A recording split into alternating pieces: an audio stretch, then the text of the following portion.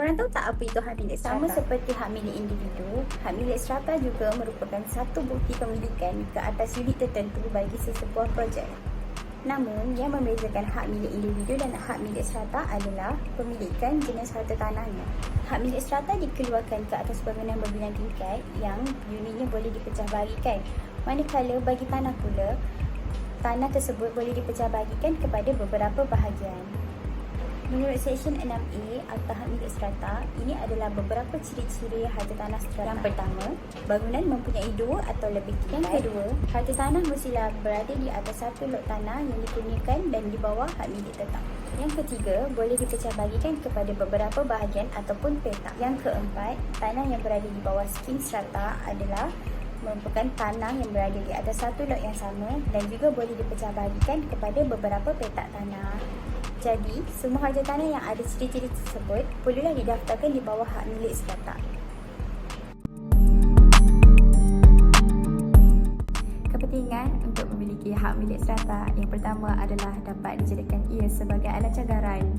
Harta tanah yang memiliki hak milik strata boleh dijadikan sebagai dokumen sokongan untuk urusan pinjaman bank. Seperti hak milik individu, hak milik strata juga penting sebagai bukti pemilikan. Dengan adanya hak milik strata, maka pemilikan oleh tuan rumah ke atas harta tanah adalah tidak boleh disangkal. Ini kerana hak milik strata akan menjadi rujukan bagi mahkamah untuk menyelesaikan pertikaian yang berlaku di atas setiap unit rumah.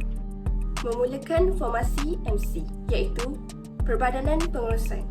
Selepas hak milik strata diperolehi, terdiri daripada pemilik, unit dan membentuk Perbadanan Pengurusan yang bertanggungjawab dan akan mentadbir skim strata yang telah didaftarkan. Bukti kawasan binaan unit dan berbahagian-bahagian dalam jumlah unit agregat. Kawasan binaan parcel tersebut akan direkodkan dalam strata title dan ia akan digunakan untuk berbahagian-bahagian dalam unit agregat. Berbahagian-bahagian anda dalam jumlah unit agregat membolehkan jawatan kuasa pengurusan dapat mengira yuran pergerakan untuk pasangan. Kepentingan seperti hak milik individu. Pemilik harta tanah dapat menikmati harta tanah seperti mana hak milik individu digunakan. Pemilik harta tanah juga berhak untuk membuat segala urusan seperti sewaan, gadaian dan jual harta tanah secara terus tanpa perlu merujuk pihak lain. Seterusnya, harta bersama. Bahagian pemilikan dengan pemilik lain menyediakan mekanisme untuk penggunaan eksklusif harta bersama untuk diberikan kepada pemilik petak individu, menggalakkan integrasi sosial. Kepentingan seterusnya adalah memudahkan berurusan harta sekiranya hendak dijual. Pemilik parcel mempunyai kuasa hak milik kepada hartanya sendiri dan boleh berurusan dengan bebas dalam cara yang sama seperti hak milik Torrens. Selain itu, yuran kebenaran tidak perlu dibayar kepada pemaju juga. Status perundangan skim strata. Ia bertujuan untuk menggalakkan pembinaan bangunan yang lebih cekap dan penggunaan sumber tanah yang lebih baik. Kita dapat diberikan peruntukan yang lebih jelas dan ketat mengenai pengurusan harta tanah dengan hak milik strata. Kita juga dapat berkongsi tanah yang sama dengan kemudahan akses yang dapat digunakan beramai-ramai. Selain itu, persekitaran tempat tinggal kita juga adalah lebih selamat, kondusif dan selesa. Kita juga dapat melibatkan pihak berkepentingan seperti pihak atasan dalam membuat keputusan untuk sesuatu skim strata. Seterusnya, menggalakkan integrasi sosial melalui tanggungjawab yang ditetapkan. Pertama sekali, nilai demokrasi dapat diterapkan dengan melibatkan komuniti strata itu sendiri yang bermaksud pemilihan ahli jawatankuasa yang dapat dibuat melalui undian secara beramai-ramai. Selain itu, pengurusan dan penyelenggaraan harta bersama yang ditadbir oleh komuniti strata melalui jawatankuasa yang dipilih menggunakan cara yang sama melalui undian dalam mesyuarat tahunan AGM. Selain itu, kita dapat menyediakan kemudahan untuk menggalakkan perhubungan positif antara masyarakat dalam komuniti dalam sesebuah skim strata. Seterusnya, saya akan menerangkan perbezaan antara hak milik individu dan juga hak milik strata.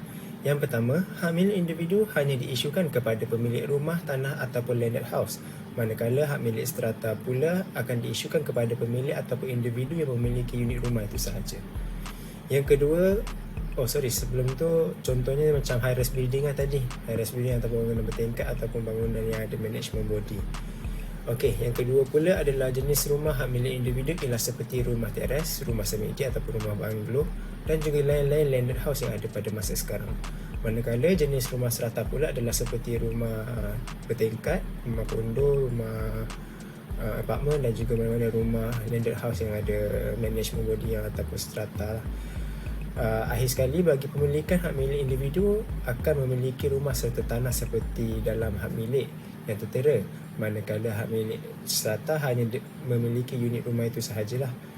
Namun tanah tersebut dimiliki oleh developer ataupun pemilik asal tanah tu. So lanjutan ni saya sertakan imej perbezaan kedua-dua hak milik ini.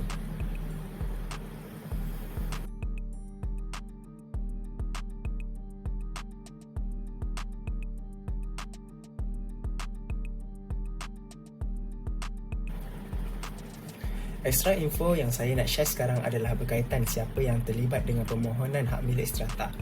Yang pertama, pastilah dengan pihak berkuasa negeri. Yang kedua pula ialah pemaju atau pemilik asal. Pemilik perlu memohon sertifikat pelan strata purpose ataupun lebih dikenali sebagai CPSP dalam tempoh 3 bulan dari tarikh superstructure ini siap. Yang ketiga adalah juruukur tanah berlesen. Orang ni dia dilantik oleh owner ataupun pemaju tanah tersebut. Dia juga akan menyediakan pelan cadangan strata bagi tujuan memohon CPSP kepada JUPEM. Pihak ini jugalah yang memastikan segala dokumen adalah lengkap. Yang keempat ialah JUPEM ataupun Jabatan Ukur Pemetaan. Ini adalah satu lembaga yang akan menyemak pelan strata dan akan mengeluarkan CPSP.